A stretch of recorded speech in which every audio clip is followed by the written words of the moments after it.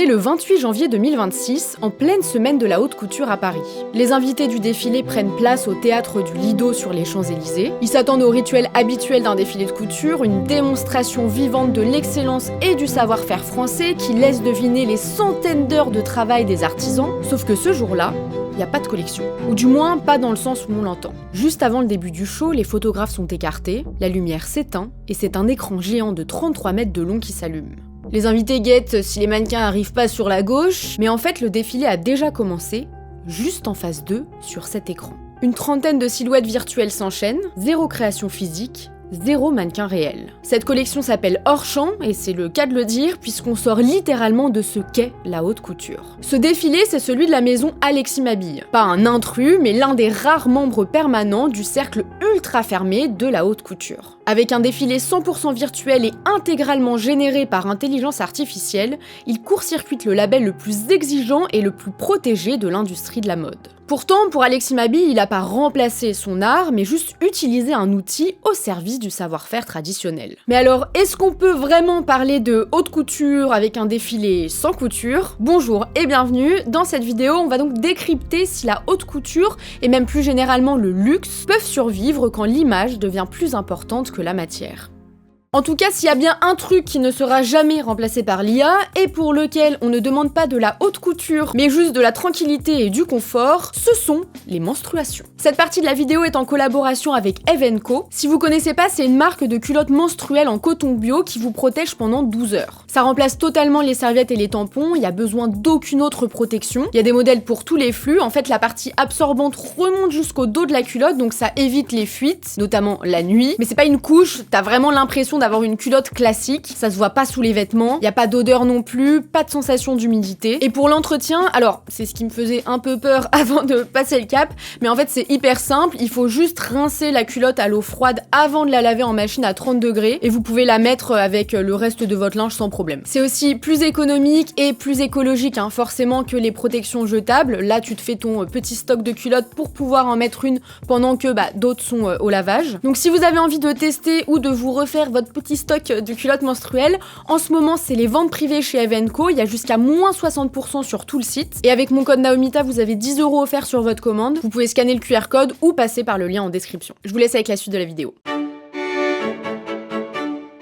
Pour bien comprendre pourquoi le défilé de Mabille a autant fait parler, alors que l'IA dans la mode, plus globalement, pas que dans le luxe, honnêtement, aujourd'hui, ça commence à devenir presque banal, il faut d'abord comprendre ce que représente vraiment la haute couture. Si vous voulez, on n'est pas juste sur des robes pour célébrités ou milliardaires, même si, ça l'est, mais c'est avant tout une exception française. Disons que c'est le troisième pilier de notre triptyque culturel sacré aux côtés de la gastronomie et du cinéma. Et c'est d'ailleurs pour ça qu'elle a rejoint en décembre 2025 le patrimoine immatériel français, qui est la première étape avant une candidature au patrimoine de l'UNESCO. Et ça date pas d'hier, en fait, avant le milieu du 19e siècle, les couturiers se contentaient de répondre aux demandes des clientes, donc le couturier était un exécutant, mais pas vraiment un artiste. Mais la tendance s'inverse en 1858 quand un certain Charles Frederick Worth crée la première vraie maison de couture à Paris. En fait, il s'affirme comme directeur artistique en créant ses propres modèles selon ses inspirations, et il les présente dans des salons portés par des mannequins vivants, ce qui avait jamais été fait auparavant. Il invente en fait la haute couture avec le principe des collections en fonction des saisons et les défilés pour présenter les créations. Les clients viennent pour choisir un modèle déjà créé par l'artiste et peuvent ensuite personnaliser les couleurs et les tissus, mais c'est lui qui impose son style. En fait, c'est exactement ce qu'on voit encore aujourd'hui, du sur-mesure encadré, on va dire, où on adapte la robe à la morphologie et aux exigences de la cliente, tant que ça dénature pas la pièce. Et donc, ce qui est assez marrant quand on fait le parallèle avec le défilé virtuel hors champ, c'est qu'en supprimant le corps réel et le mouvement physique, Alexis Mabille revient paradoxalement à l'époque d'avant Worth, où le dessin et l'image comptaient plus que l'incarnation d'un vêtement sur un podium. Bon, le temps passe, on arrive à la guerre de 39-45, la mode parisienne est fortement ralentie et le tissu est rationné. Et en 1945, à la fin de la guerre donc, ce qui deviendra la Fédération de la haute couture et de la mode décide de protéger juridiquement l'appellation haute couture pour garantir un savoir-faire d'excellence, mais aussi sécuriser l'accès aux matières premières en période de pénurie. C'est en fait le moment où la couture est officiellement officiellement reconnu comme un des piliers de l'économie et du rayonnement français à l'étranger, notamment face à New York qui commençait déjà à développer son propre export. En fait, c'est comme une AOC pour le vin ou le fromage, c'est pas juste un adjectif marketing pour dire qu'on fait du luxe, puisque si une marque l'utilise sans l'agrément officiel, elle s'expose à des poursuites pour publicité mensongère ou autre. Et aujourd'hui, c'est le ministère de l'Industrie qui accorde ce label chaque année sur recommandation de la fédération. Et pour avoir le droit d'utiliser ce titre, faut respecter une charte stricte de 5 gros critères. Chaque pièce doit être réalisée intégralement à la main, en modèle unique et sur mesure. Donc déjà là, on comprend qu'un défilé 100% virtuel ne devrait pas forcément s'appeler haute couture. Ensuite, les ateliers doivent impérativement être basés à Paris. La maison doit aussi employer au moins 20 artisans spécialisés. Il faut aussi disposer d'un atelier tailleur pour les pièces structurées comme les vestes et d'un atelier flou pour les robes et les pièces fluides. Et il faut présenter 2 défilés par an à Paris, en janvier et en juillet, avec au moins 25 passages par collection. Cette charte, en fait, elle est tellement stricte que seule une dizaine de maisons au monde sont aujourd'hui membres permanents, comme Chanel, Dior, Schiaparelli et Alexis Mabille. Et comme il faut avoir son atelier à Paris, eh bien la Haute Couture Week n'existe qu'à Paris. Mais on peut malgré tout voir des maisons étrangères participer à la semaine de la haute couture, comme Valentino sous le titre de membre correspondant, puisqu'elle respecte quand même tous les critères de la haute couture, excepté du coup l'atelier à Paris. Mais la haute couture, au-delà d'être une liste de cases à cocher, c'est aussi un laboratoire où les créateurs peuvent expérimenter sans aucune contrainte commerciale, contrairement au prêt-à-porter. Derrière chaque robe, il y a une hiérarchie précise, des premières et secondes d'atelier, des brodeurs, des plumassiers, des modélistes. Ça peut être jusqu'à 2000 heures de travail manuel si ce n'est plus. Et donc le défilé, c'est l'aboutissement de tout ça, ou du moins c'est la démonstration de ce travail en vrai. La haute couture, c'est vraiment un luxe invisible en fait. Il y a beaucoup d'étapes à l'intérieur d'un vêtement que vous ne voyez pas. Allez, on met un petit coup de fer Monica rapidement et on fonce au studio. Vous voyez que le vêtement finit à l'extérieur, tout le travail qu'il y a à l'intérieur, c'est ce qui est invisible, mais c'est ce qui crée le vêtement, c'est ce qui crée cette seconde peau, ce qui crée ce travail de haute couture. Et quand le modèle sort et défile, là on se dit, c'est pas pour rien quoi. On a été jusqu'au bout et on est fiers. C'est le moment où toutes les expertises convergent, avec aussi la scénographie, le maquillage, la coiffure et les mannequins pour donner vie aux vêtements. C'est une sorte de preuve par l'image que l'excellence existe, et c'est ce pacte un peu avec la réalité qui crée le frisson. Évidemment, aujourd'hui, c'est aussi pris en photo, en vidéo et relayé sur les réseaux, ce qui fait que nous aussi, on peut en profiter, mais c'est tout ce travail-là qui crée les images et les vidéos qu'on voit. C'est une œuvre d'art, on enfile une œuvre d'art. Il s'est passé des milliers d'heures à la main par plusieurs personnes. C'est comme un orchestre avec tous les instruments. Au moment où le patron du devant, parce que je voudrais regarder quelque chose. Les premières calent les toiles, le studio choisit les tissus, les broderies, et après, la partition commence.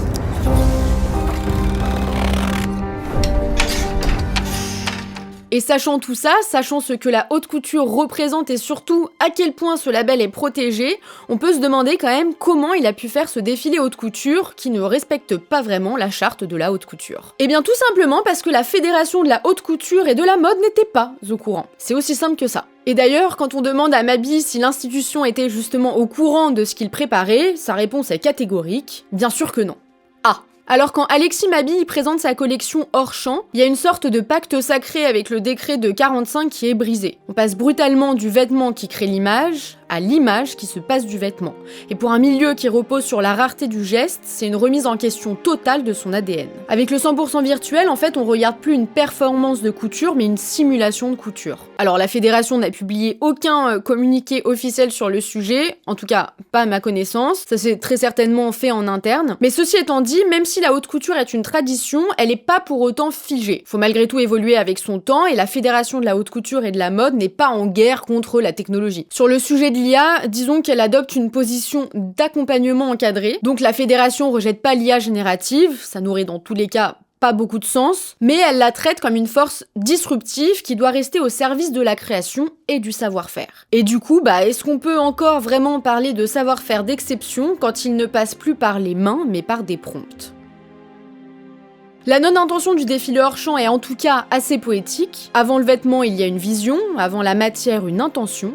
Cette collection explore un espace hors champ, un espace de recherche, de tension et de projection. La couture continue, se transforme puis revient au corps. Mabille insiste d'ailleurs sur un point crucial, ces créations IA ne sont pas condamnées à rester sur un écran, mais destinées à être produites dans le réel, sur mesure, si une cliente les commande. Techniquement, on reste donc dans la promesse historique de la couture, un service exclusif et une réalisation à la demande. Mais alors si le spectacle se passe de la matière pour ne livrer qu'une vision, où se trouve la véritable innovation? Est-ce que c'est une nouvelle façon d'expérimenter sans limite, comme dans ce fameux laboratoire finalement qui est la haute couture, ou est-ce que c'est une illusion qui risque de fragiliser, à terme, le prestige sacré du fait main?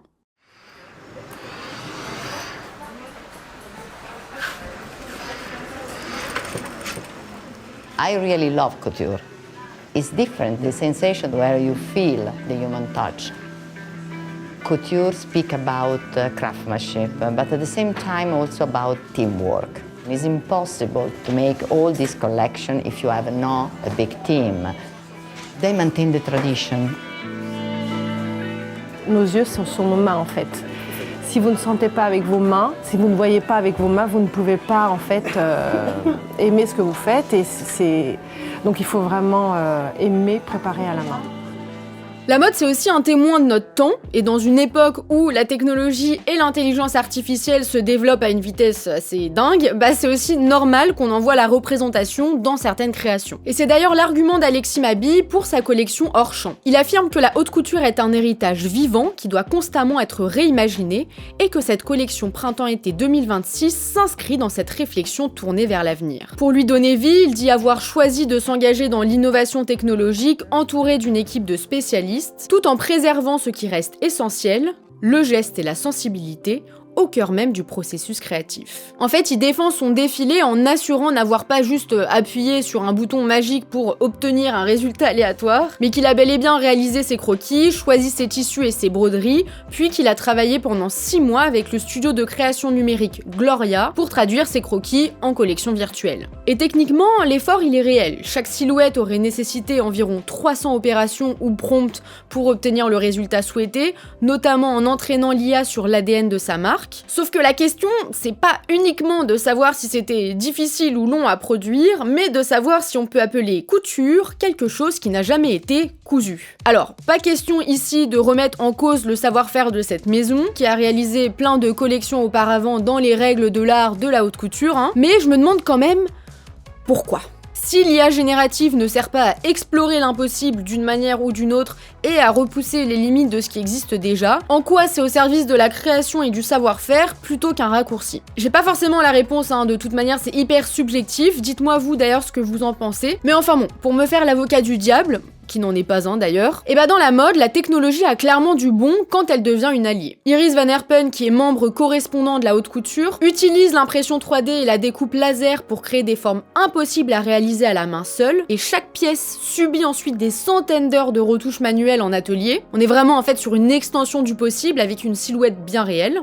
Pas dans la haute couture cette fois-ci, mais dans le prêt-à-porter de luxe. Et chez Coperni, vous avez pas pu louper la robe vaporisée en direct sur Bella Hadid, ou encore les robots de Boston Dynamics qui interagissent avec les mannequins. C'est vraiment une performance physique augmentée. Et pour revenir sur l'IA génératif, ils l'ont aussi utilisé en 2023 pour générer des imprimés qui ont ensuite été repeints à la main sur le tissu. Je trouve que c'est un super exemple parce que ici, on voit bien que l'IA est qu'une étape et pas un produit final de ce qui est présenté au défilé. Et si on regarde plus largement l'industrie, il y a des outils comme Euritech et Imki qui permettent soit de prédire les tendances, soit de générer des designs pour à la fois accélérer le cycle de création et réduire le nombre de prototypes physiques et donc les déchets. Et ça, en réalité, pourquoi pas, sur le papier, c'est un argument de durabilité qui est hyper intéressant. Sur le papier, puisque ça reste à nuancer, étant donné que ça aide malheureusement aussi la fast fashion à être encore plus fast. Enfin, ça devient juste une machine à accélérer une industrie qui va déjà trop vite. Mais bon, bref. C'est un autre sujet. Tout ça en fait pour donner des références existantes de choses qui ont été faites face au défilé hors champ. Dans le cadre du défilé hors champ, je dois avouer que j'ai plus de mal à trouver du sens à cette utilisation de l'IA générative parce que la haute couture n'a pas nécessité à être plus rapide. On l'a bien compris, je vous baratine avec ça depuis le début. Et sur l'aspect purement créatif, les designs restent dans la lignée de ce qui est fait habituellement dans cette maison.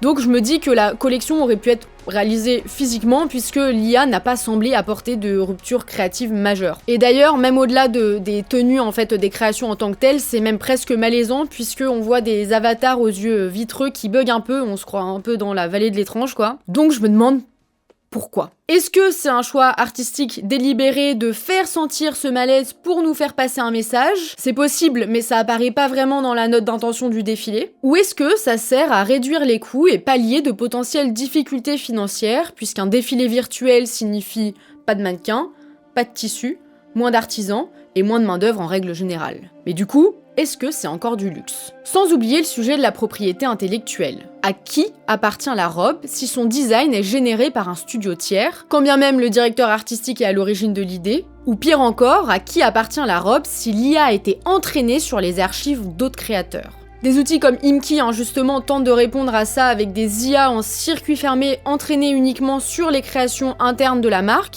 mais ça reste encore un petit peu flou et à mettre en place d'une manière plus globale. Là où par contre c'est hyper intéressant dans la haute couture d'avoir des versions IA des créations, c'est pour permettre à une cliente étrangère d'essayer une robe à distance sur son avatar sans avoir à se déplacer à Paris pour les essayages, et c'est en plus une vraie demande de la clientèle qui évolue aussi. L'intelligence artificielle dans la mode devrait peser 16 milliards d'euros d'ici 2031. Donc il s'agit pas d'aller contre tout ça, Dans tous les cas, ça fait de plus en plus partie de notre quotidien. Il y a plein de choses aussi superbes à en tirer. Néanmoins, et comme pour tout, c'est une question de dosage, et il y a peut-être certaines traditions comme la haute couture qui mériteraient de rester ce qu'elles sont, un témoin du temps, de son époque, qui évolue, c'est sûr, mais aussi une multitude de savoir-faire transmis de main en main depuis des décennies. Et si la perfection de l'image est devenue accessible en un clic, ou 300 clics, peu importe, en tout cas si tout le monde peut générer une robe plus ou moins parfaite, alors je pense que le luxe de demain se définira plus que jamais par l'authenticité certifiée du geste humain. Je trouve que, en fait, ce défilé a montré que l'IA pouvait imiter la couture, mais il a surtout prouvé par l'absence que la couture a besoin de matière pour exister. Et au fond, c'est peut-être ça que ce show révèle malgré lui. À force de chercher le futur du luxe dans l'écran, on risque de redécouvrir que le luxe, depuis le début, c'est le réel.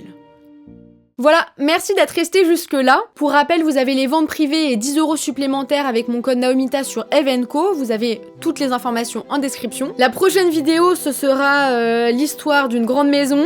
J'ai fait l'histoire de Dior, ce sera l'histoire de... Si cette vidéo vous a plu, n'hésitez pas à me le faire savoir. Ça me fait toujours hyper plaisir d'avoir soit juste vos petits pouces, soit vos commentaires. Quoi qu'il en soit, prenez soin de vous, prenez soin des autres. Salut!